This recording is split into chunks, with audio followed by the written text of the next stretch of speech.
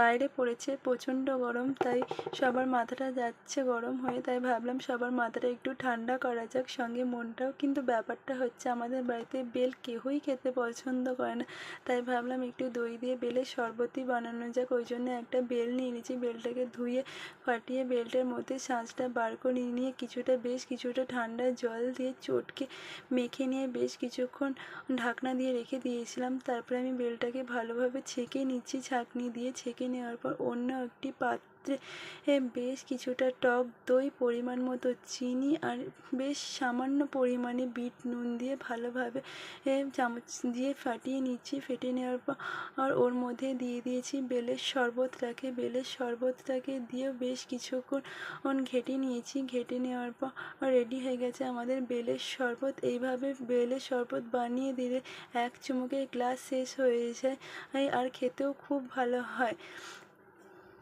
ভিডিওটা কেমন লাগলো অবশ্যই জানাবে কমেন্ট করে। টাটা।